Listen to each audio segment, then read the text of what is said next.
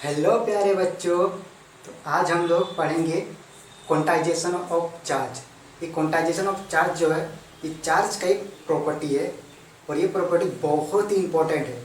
इससे बोर्ड में सवाल आता ही आता है। हो सकता है कभी कभार इसका डेफिनेशन पूछ लेता है, कभी कभार इससे न्यूमेरिकल पूछ लेता है, मगर इससे कुछ ना कुछ आता ही है। ठीक है, तो ये बहुत इंपॉर्टेंट है, इसको ज़रा ध्यान से देखना। और इसमें एक और चीज़ के बारे में हम लोग को जानने को मिलेगा, जो है कॉर्क कॉर्क के बारे में। Anti cork, up cork, down cork. ठीक है, जो कि तुम लोग थंबनेल देखा होगा, थंबनेल में उसी का फोटो था। ठीक है, चलो शुरू करते हैं। तो हेडिंग डालो quantization of charge. Quantization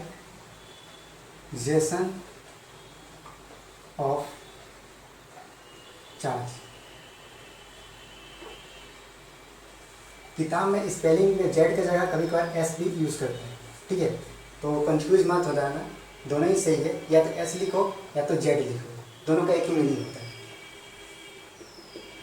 quantization of charge ये बहुत ही इंपॉर्टेंट है, इसको ज़रा ध्यान से देखना तुम लोग। इसमें जो क्वांटाइजेशन है, इस क्वांटाइजेशन का मतलब होता है फिक्स्ड अमाउंट। ठीक है, क्या होता है? Fixed amount.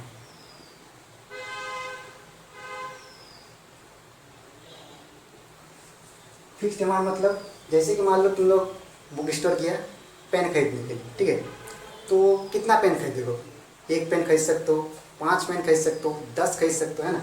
या तो 5 पेन खरीदोगे, या तो 10, या तो 15, या तो 20। यानी तुम लोग फिक्स्ड अमाउंट में पेन खरीदोगे। ठीक है, तुम लोग क्या 5.5, 2.5, 3.5 पेन खरीद सकते हो? नहीं, है कि नहीं? या तो 5 खरीदेंगे, या तो 10, या तो 15, या तो 20। यानी एकदम फिक्स्ड अमाउंट। 5.5, 5/2, 2.3 ऐसा पेन नहीं होता है। ऐसा हम लोग थोड़ी कहते हैं कि बुक स्टोर गए और बोले कि 1 लीटर पेन दीजिए। इसका कोई मतलब हुआ? नहीं हुआ। हो सकता है 5 पेन खरीदो, 10 पेन खरीदो, 15 या 20 पेन खरीदो। ठीक है, यानी फिक्स्ड अमाउंट में। तो इसी प्रकार जो चार्ज होता है, वो चार्ज भी हम लोग का फिक्स्ड अमाउंट में मिलता है। कुछ भी तुम लोग उल जुलूल चार्ज नहीं मार सकते, है ना? कि 0.000 × 10⁻19 कूलम चार्ज दे दो। भाई उतना चार्ज एग्जिस्ट ही नहीं करता है, तो कैसे मिलेगा? तो चार्ज भी जो है फिक्स्ड अमाउंट में एग्जिस्ट करता है, यानी फिक्स्ड अमाउंट में मिलता है। ठीक है, उसी के बारे में हम लोग को पढ़ने को मिलता है क्वांटाइजेशन ऑफ चार्ज में। इसका जो डेफिनेशन है, इसको ज़रा ध्यान देना, एग्जाम में आ भी सकता है। इसका डेफिनेशन इस प्रकार है: the smallest charge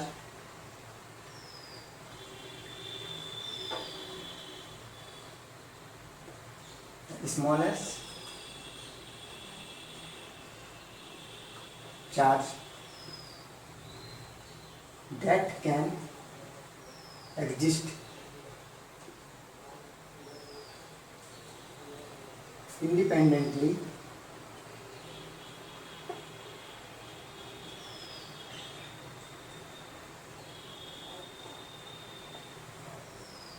is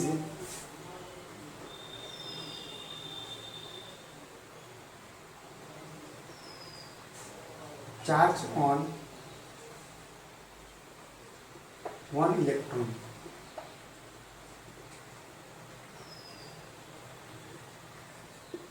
That is 1.6 × 10⁻⁻19 coulomb.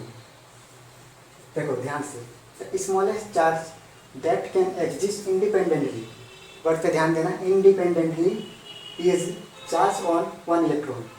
इन अभी तक का जो इंडिपेंडेंटली सबसे स्मॉलेस्ट चार्ज जो मिला है वह चार्ज ऑफ 1 इलेक्ट्रॉन, जिसका वैल्यू होता है 1.6 × 10⁻⁻19 कूलम।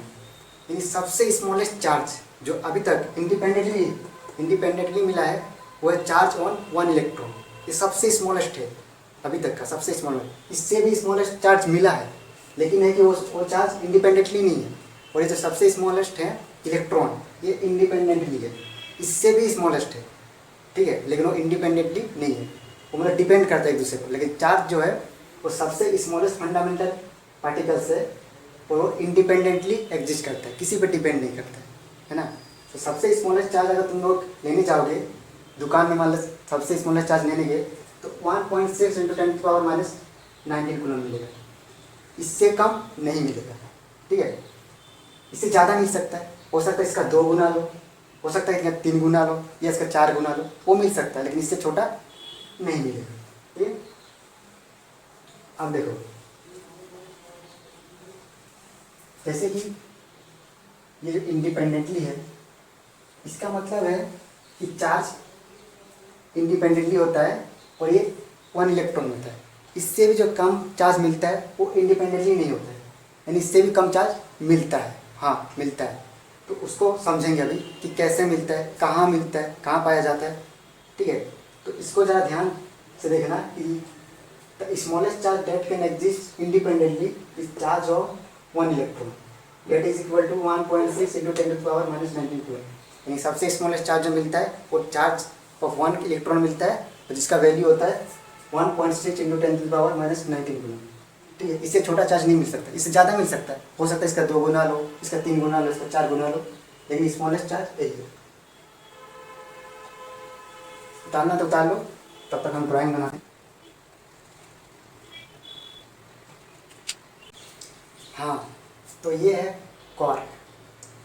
ये जो एक क्वार्क जो होता है, एक चार्ज से भी स्मॉलेस्ट होता है, जो इलेक्ट्रॉन का चार्ज होता है उससे भी स्मॉलेस्ट चार्ज होता है इसमें। जैसे कि देखो इसमें ये जो क्वार्क होता है, ये तो अप क्वार्क हो सकता है, डाउन क्वार्क हो सकता है, अप 4 में होता है, अप स्ट्रेंज होता है, टॉप क्वार्क होता है या बॉटम क्वार्क होता है। ठीक है, अगर तुम लोग अप क्वार्क के चार्ज देखोगे तो 2/3 होता है इलेक्ट्रॉन का, ये 2/3 होता है इलेक्ट्रॉन के 2/3 चार्ज होता है इसमें। अगर इसको डिवाइड करके देखोगे 3/2 0.63 18 बचेगा 2 6, यानी 0.66 इलेक्ट्रॉन का चार्ज होता है इसमें, यानी इलेक्ट्रॉन से भी छोटा चार्ज होता है ना।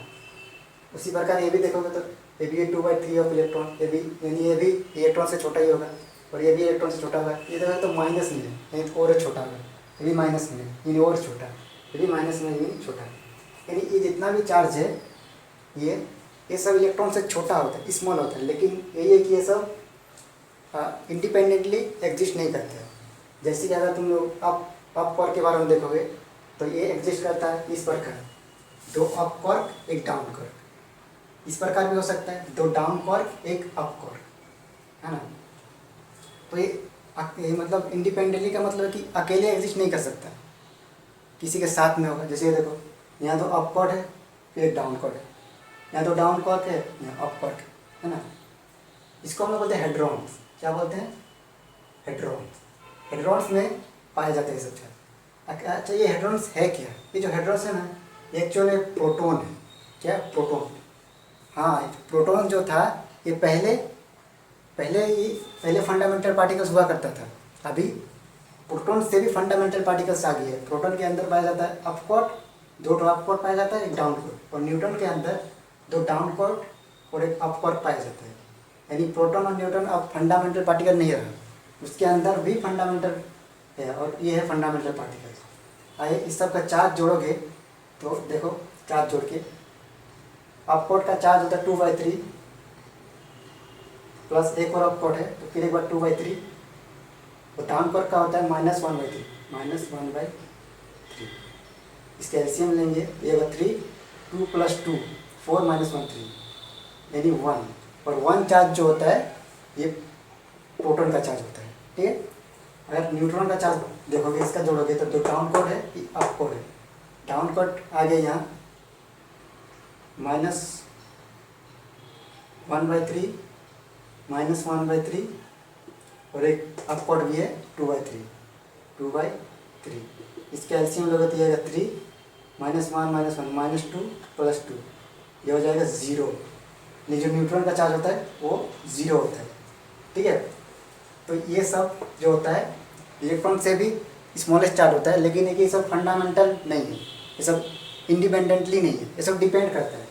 जोड़ा में मिलेगा, एक डाउन क्वार्क के साथ मिलेगा, ये अकेले सिंगल नहीं मिलेगा। तो इसीलिए जो चार्ज का डेफिनेशन है इस प्रकार है कि the smallest charge that can exist independently is charge on 1 electron. यानी इंडिपेंडेंटली जो चार्ज है वो सबसे स्मॉल जो है वो 1 इलेक्ट्रॉन का ही होता है। ठीक है, उतारना तो उतार लो, मिटाते हैं, मिटाते हैं।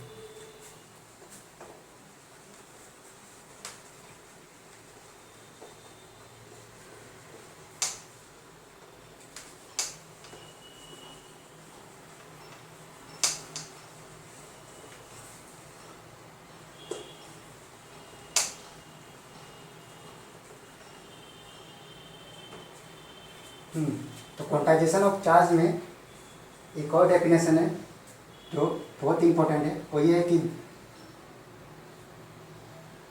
The charge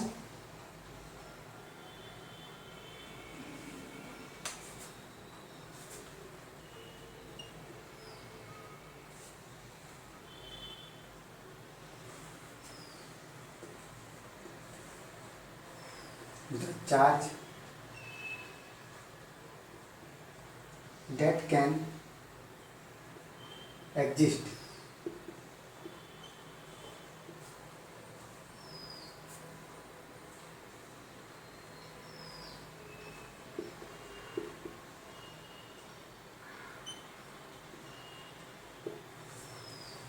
integral multiple of fundamental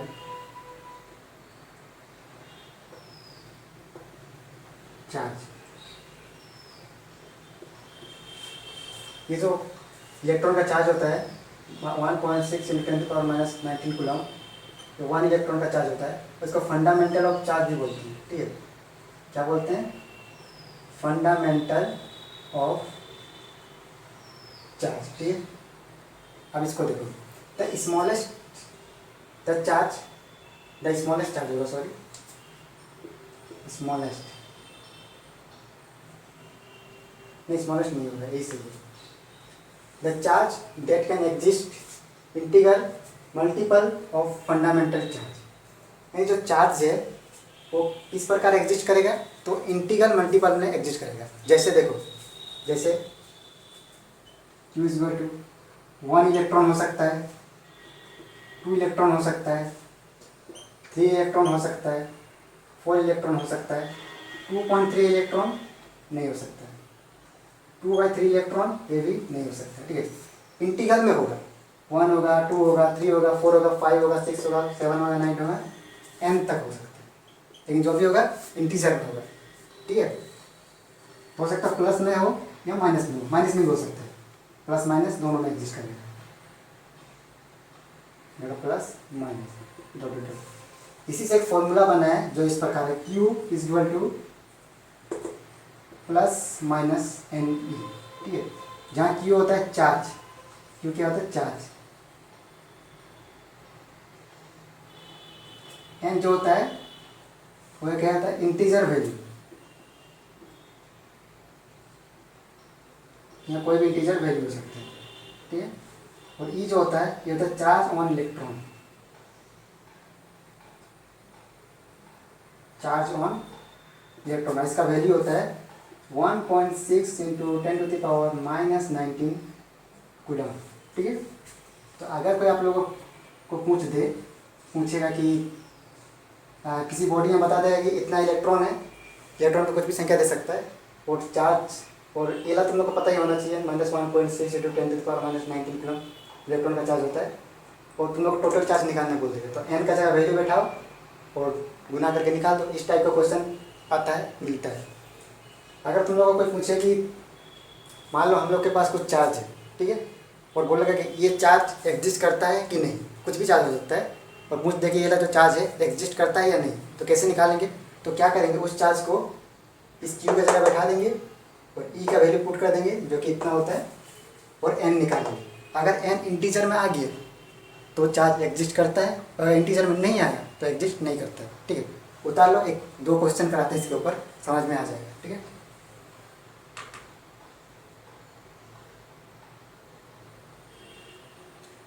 उतार लिया, दिखा देते हैं।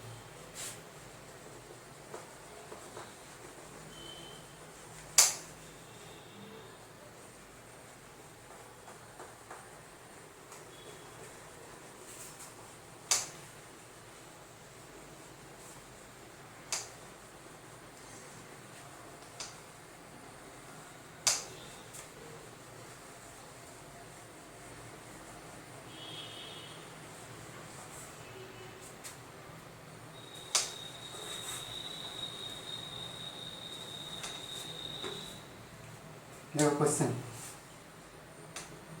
क्वेश्चन है कैन अ बॉडी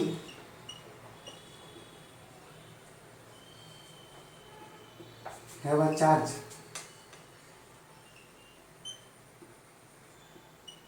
पहला 8 इंटू 10⁻⁻19 कूलम एंड दूसरा 0.8 इंटू 10⁻⁻19 कूलम। ठीक है, क्वेश्चन कहता है can a body have a charge 8 into 10⁻⁻19 coulomb या 0.8 इंटू 10⁻⁻19 कूलम। यानी एक बॉडी है, उसमें इतना और इतना चार्ज हो सकता है या इतना चार्ज हो सकता है, ये पता करना है। ठीक है, ये क्वेश्चन में कहते हैं, एक बार पॉज करके ट्राई करो। कर लिया 1 2 3। ठीक है, देखो हम करते हैं। इसका जो फॉर्मूला अभी हम लोग सीखे उसी का यूज़ करेंगे। क्या था, Q = +-NE। ठीक है, ये जो Q दिया है, ये जो Q है ये वाला है, ये जो चार्ज दिया ना ये Q है। Q का जगह इसको पुट करेंगे और E तो तुम लोग को पता ही होता है -1.6 इंटू 10⁻⁻19 कूलम होता है ना। E का वैल्यू पुट करेंगे और N निकालेंगे। अगर एक N इंटीजर में आ गया तो किसी बॉडी में इतना चार्ज पॉसिबल है, हो सकता है। अगर N का वैल्यू इंटीजर नहीं आया तो नहीं हो सकता है। ठीक है, तो पुट करते हैं वैल्यू। Q का जगह है 8 इंटू 10⁻⁻19 +-N। E का वैल्यू होता है 1.6 इंटू 10⁻⁻19 कूलम। ठीक है, ये 10⁻⁻19 कट कैंसिल हो गया, यहाँ बचे 8। इसको इधर ले आएंगे, 16 को इधर लाएंगे तो ये 1.16 +-N। पॉइंट हटाएंगे तो ऊपर एक 0 लगेगा। 16 5 जो होता है 80, यानी N का जो वैल्यू है वो क्या है 5। यानी 5 एक इंटीजर वैल्यू है, यानी 5 एक इंटीजर वैल्यू होता है। यानी इतना चार्ज जो 5 चार्ज ये एग्जिस्ट कर सकता है। ये 5 असल में क्या है, जो 5 है असल में ये है 5 इलेक्ट्रॉन है। क्या है 5 इलेक्ट्रॉन, और 5 इलेक्ट्रॉन एग्जिस्ट करता है, यानी हाँ इतना चार्ज एग्जिस्ट करेगा। ठीक है, हाँ इसको देखते हैं, ये भी इसी प्रकार होगा सिमिलरली, खाली 8 इंटू 10⁻⁻19 का जगह इसको पुट कर देंगे। ठीक है, तो देखो क्योंकि Q +-N E, Q का जगह है 0.8 इंटू 10⁻⁻19 +-N। E होता है 1.6 इंटू 10⁻⁻19। ये कैंसिल हो गया, 16 को उधर ले जाएंगे तो 0.8 divided by 1.6 +-N। Point cancel हो गया, ये 8 1 8 8 2 16। इसको डिवाइड करोगे तो आएगा 0.5 +-N। ये देखो जो N का वैल्यू आया वो आया 0.5, यानी 0.5 जो होता है इंटीजर वैल्यू नहीं होता है, यानी ये एग्जिस्ट नहीं करेगा। क्यों, देखो 0.5 में मिलेगा नहीं मिलेगा, उसी प्रकार 0.5 चार्ज नहीं मिलेगा, यानी ये एग्जिस्ट नहीं करेगा। और 5 ये तो मिलेगा, यानी एग्जिस्ट करेगा। तो इसी टाइप का इस फॉर्मूला से रिलेटेड और भी बहुत सारा क्वेश्चन तुम लोग को मिल जाएगा, या बुक में या किसी और बुक में। ठीक है, तो एक बार ट्राई करना, खुद से बनाने का कोशिश करना। ये फॉर्मूला बहुत इंपॉर्टेंट है, इससे घुमा के क्वेश्चन आता ही रहता है, और डेफिनेशन भी। ठीक है।